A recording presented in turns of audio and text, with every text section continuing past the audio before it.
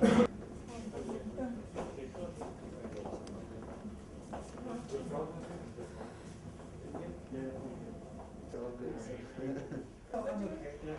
you sit there just to have the delegation is not good.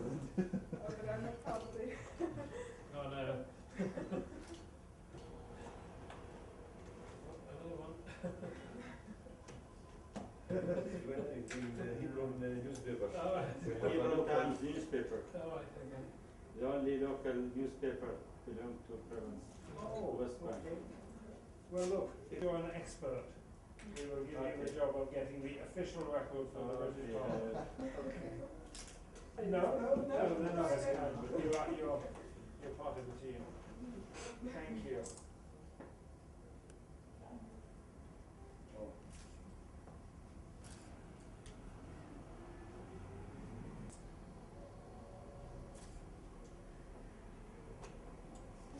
Anyway.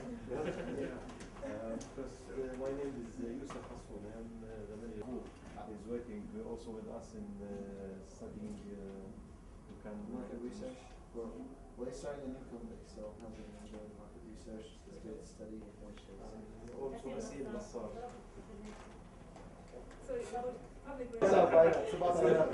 It means good health. Yes. Yeah, I mean you're teaching us already. Saadi. You have how many people work here? 45. 45. Yeah, 45 employers.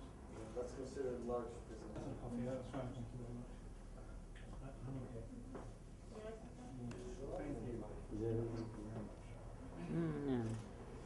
You make coffee which is completely unlike but there are many things the Americans could learn in terms of knowing. I mean, they have Starbucks. Come on. Yes, American coffee is very mild. Really? Yeah. I mean, American coffee if is you good. go to Best business school, this is a marketing success. How can you make coffee which is so bad? There's something about The marketing. secret is in the marketing. Yeah, exactly. Spice ناظرة They have some kind of شيء spice. اللي هو حبهان. Cardamom. I think it's spoken. But I mean, you can tell which is which. Probably the Israeli ones have higher quality because of the fact they have. So, we made a lot of money available to support. Also here we send some also support to the refugees in Yarmouk, Palestinian refugees, Yarmouk camps. Yes, we realize about half of the money we provide goes to support refugees within Syria. Yeah. It is impossible for To enter the food. Excuse me, sir. This is the wilderness. Oh, really? We found it and we put it in the. So that's the finished one? Yeah. Are they different compositions? Yeah. Different pipes and something for pipes, something Different metals. for different metals. Yeah, yeah. Just got careful. And this is soft wire and this is twisted wire. So these are your products that you produce nails, rods, and also. أشياء صغيرة في المنطقة. برنامج المشروع.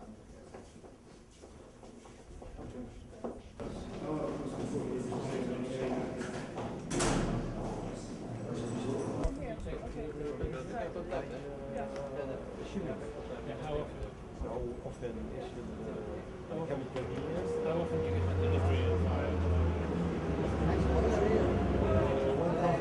1,500 tons. They're 1 year.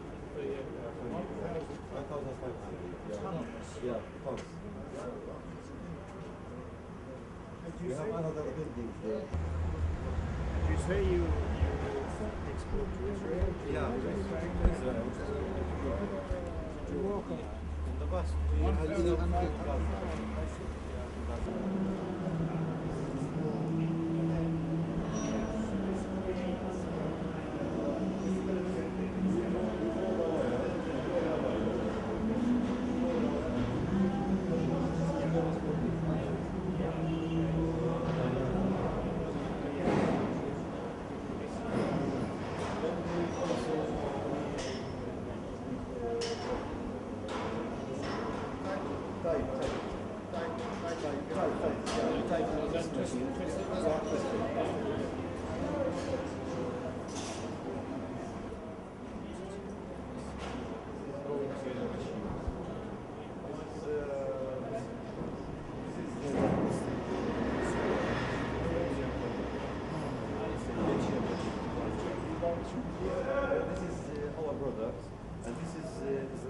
Igbo. They will put the label Igbo because the customer says as a product.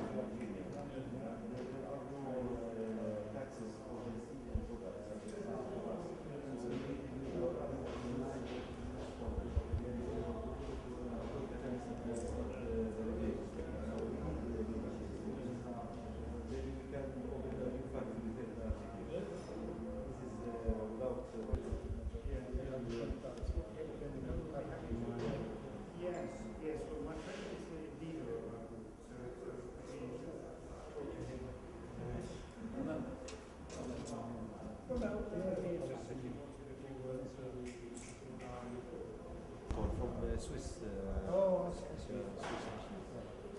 Your workforce, have you trained them all yourself? Yeah, some of them, yeah. Experience. We have good experience for the machines may hold sometimes having some problems. They repair everything.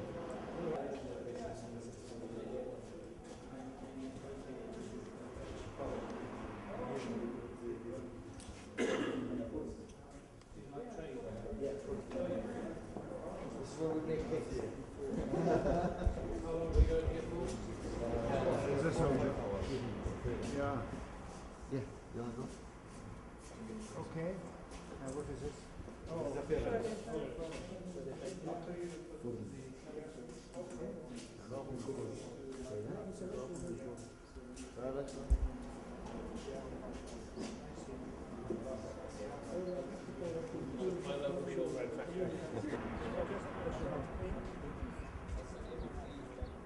كان مكانك كويس نبدأ ولا هناك؟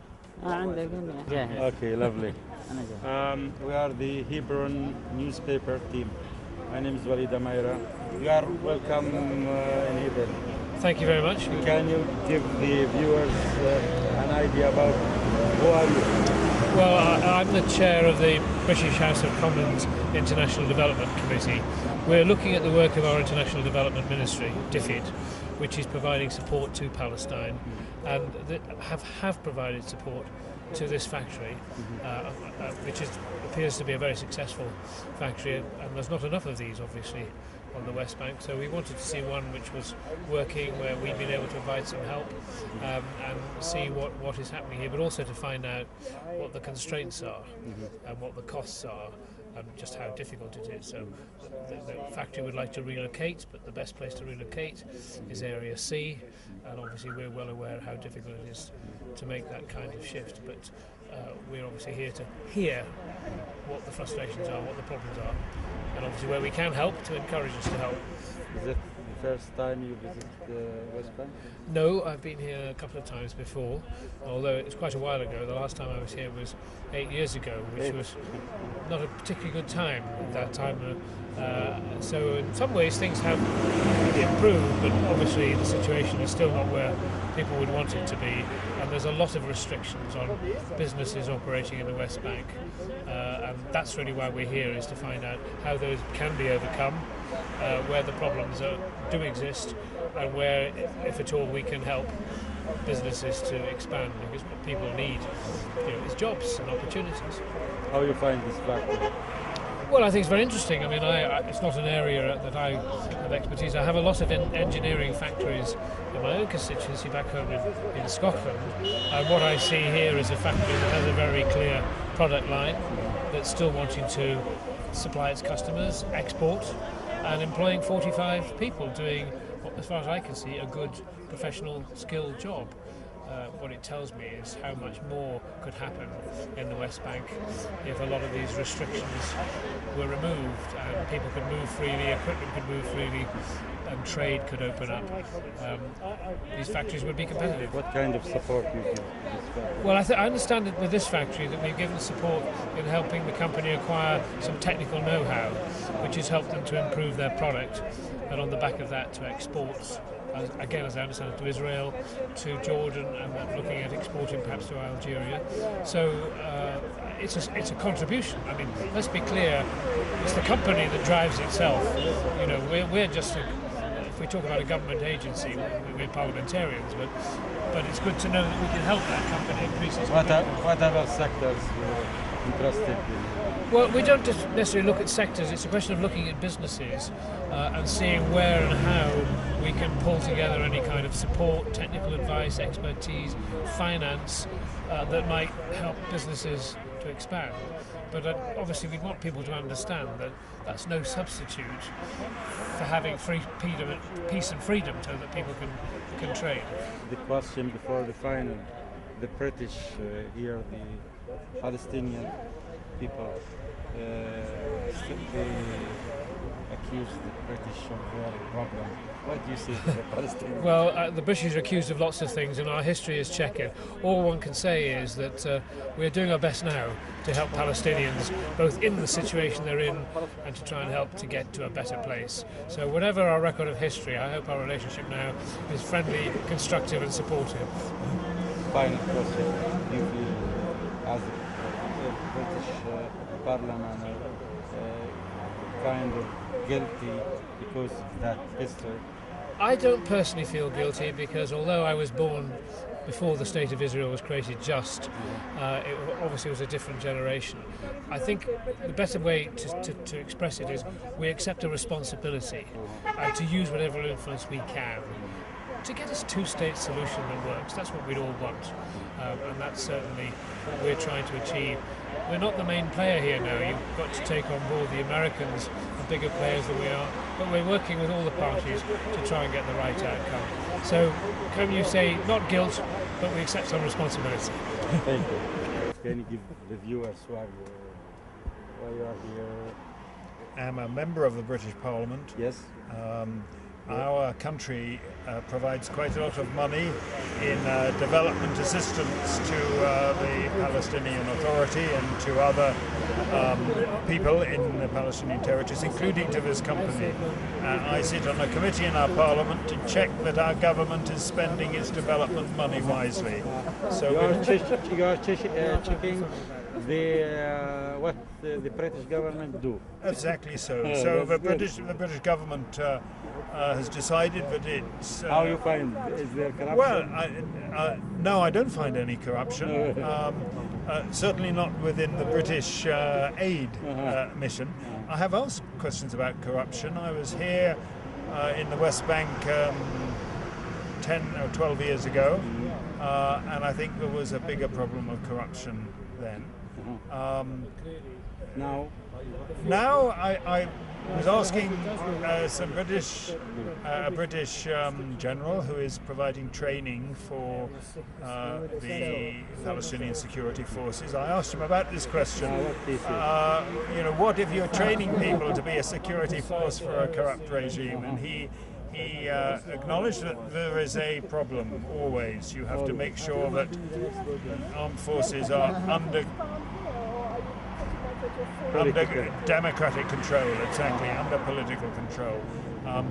But I should really ask you this question, whether you think corruption is still a problem in the occupied territories. Of course, you know, according to us, it's difficult to say. If we say yes, yes, you know where we will be. Well, our view from the UK is that it's very important to counter corruption, and it's easy to say this. It's difficult to change culture when you have a deep, you know, a political regime where corruption is deeply embedded. But you must change it. Is it your first time here? First time in Hebron, yes. So what, yeah. How many hours you are here? We'll be here all day. Almost all day. How you find it? I think my biggest, I mean, I see here in Hebron, as I see in other Palestinian towns and cities in the West Bank, the difficulties imposed on Palestinian people, extreme difficulties imposed by the occupation. But it also shows me how a Palestinian city, how a Palestinian economy would thrive if there wasn't an occupation. You see a lot of businesses. This is a city which is predominantly a Palestinian city, a very, very small number of settlers, although there are large numbers of settlers close by. Do you have pressure? Do you have pressure on Israeli here from you? We also are meeting Israelis to... You discuss Palestinian? Yes, of course we do. What they say? It depends who you talk to. We've spoken to some, I would say, liberal Israelis who are persuaded that their country must change policy, but they're very much in a minority. But we also spoken to representatives of the government who explain what you've heard them explain. Where we are going?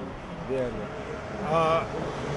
You mean where is the Middle East going? Can you imagine what will happen here within 20, 40 years? I would hope within 20 or 40 years, and even long before that, there would be an independent Palestinian state whose borders are recognized by Israel, and a safe and secure Israeli state whose borders are recognized by the Arab world. And then over time, I would hope that there would be reconciliation. At the moment, there's a lot of bitterness, understandably, after decades.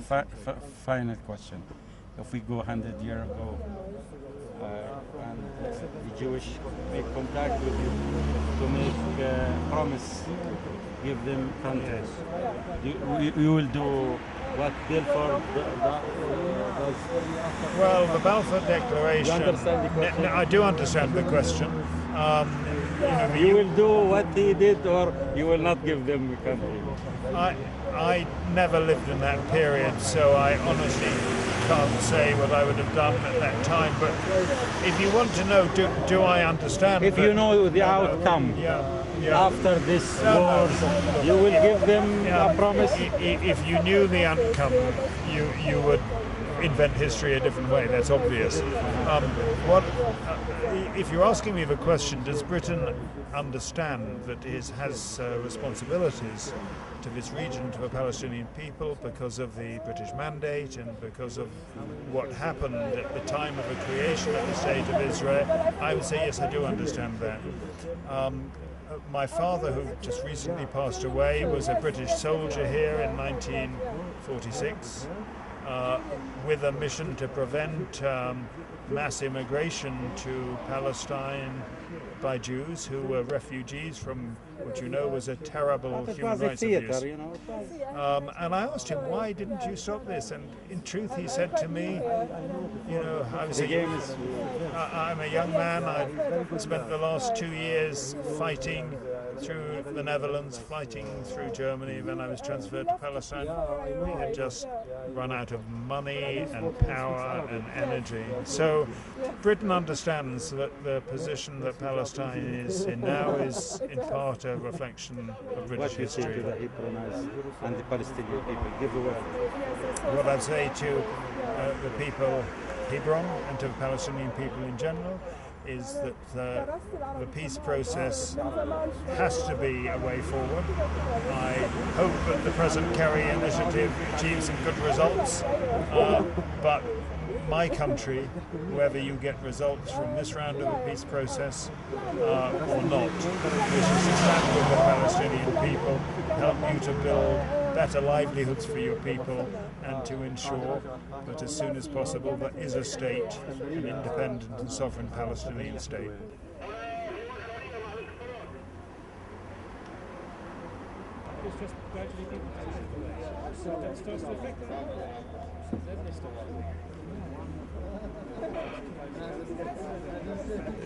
أعضاء مجلس العموم البريطاني يعني كانوا في زيارة لنا للشركة وسألوا وتحدثنا عن الوضع الاقتصادي وعن المعيقات اللي نواجهها كشركة فلسطينية والصناعة الفلسطينية إيش بتواجه، وفي نفس الوقت إيش بنتأمل في المستقبل، كيف نقدر نطور الصناعة وكيف بيكون ممكن الأوضاع الاقتصادية تكون أحسن. طلبنا منهم إنه إن شاء الله يكون إنه إحنا بنحاول ننتقل لمنطقة ثانية، لكن للأسف بسبب مناطق سي اللي هي المناطق ممنوع إنه نعمل فيها منطقة صناعية، ننقل مصنع إلها، والمناطق الثانية أراضي فيها أسعارها مرتفعة اللي ألف وباء. فإن شاء الله إنه يسمحوا الإسرائيليين إنه يسمحوا باستغلال إنه يسمحوا للفلسطينيين باستغلال المناطق سي حتى نقدر ننقل المصنع على هذه المنطقة، وفي نفس الوقت طلبنا منهم يسهلوا وصول المستثمرين الفلسطينيين للداخل الفلسطيني، لأنه في كثير مستثمرين فلسطينيين معنيين يجوا للاستثمار هون، لكن بواجهوا صعوبة في الحصول على الفيز من السلطات الإسرائيلية. طب بيطلع بيدهم شيء؟ ان شاء الله يعني هم يعني راح ينقلوا الصوره للبرلمان عندهم لمجلس العموم البريطاني ولهم تاثير يعني هم على قرار الحكومه البريطانيه. يعني كم تاخذ وقت هذا؟ يعني هي بريطانيا يعني هي جزء من السياسه الدوليه يعني، والاوضاع اللي بتمر يعني اوضاع صعبه، لكن ان شاء الله يعني احنا لازم يكون عندنا يعني مصنع زي هذا عريق اصبح يعني ينتظر دوله عظمى حتى تضغط على الجانب الاخر انهم يسمحوا لكم. يعني هاي الظروف اللي احنا بنعيشها يعني تحت الظروف السياسيه اللي بنعيشها، هذا الواقع اللي احنا بنعيشه للاسف يعني. شو وعدوا؟ وعدوا انه يعني بيتاملوا لنا انه ان شاء الله انه نقدر نطور المصنع، وان شاء الله انه تحقق الأهداف اللي إحنا بنتمناها يعني. طيب يعني حتما إنه يجيك وفد برلماني بريطاني على المصنع هذا، يعني كان ثمرة جهد كبير قمتوا به، كيف استطعتوا أنكم تجيبوهم؟ لا إحنا ما سعينا لهذا العمل يعني، هم كأعضاء عموم مجلس عموم بريطاني مهتمين بالوضع الفلسطيني، وإحنا بنشكرهم على هذا الاهتمام يعني، وزاروا الغرفة التجارية في الخليل وزاروا الشركة عنا، وفي نفس الوقت يعني هي بيطلعوا على الأوضاع الحالية والمعاناة اللي بيعانيها الشعب الفلسطيني، فهم اللي بيسعوا للزيارة بيحاولوا يتفقدوا الأوضاع الحالية اللي احنا بنعيش فيها. شو انطباعهم عن المصنع؟ انطباعهم جيد، انه مصنع قديم يعني، وبتأملوا انه يكون مصنع حديث وانه نقدر نتطور يعني في المستقبل. يعني انتم عندكم خطة الآن لانه يكون مصنع ضخم في منطقة ان شاء الله انه نقدر نجيب ماكينات جديدة ونعمل مشروع ونعمل في مكان ثاني نقدر نتوسع فيه. طب ابو كمال، انت بتقود مركب هاي الشركة منذ كم سنة؟ يعني من 10 سنوات تقريبا بتقود هاي المركب. نعم. كيف في الشركة؟ طبعا الله يبارك في عمر ابوك، هو يعني قادها فترة طويلة. نعم. كيف شو صار معك ب10 سنين؟ شو عملت شيء جديد خليت؟ يعني احنا بنتجه حاليا برضه للاستثمار العقاري، بنحاول نعمل بعض المشاريع العقارية. وفي نفس الوقت حاولنا نفتح اسواق جديدة ونحافظ على استمرارية المصنع، لانه ظروف صعبة، ونحاول نخفض من تكاليف المواد الخام وتكاليف الانتاج.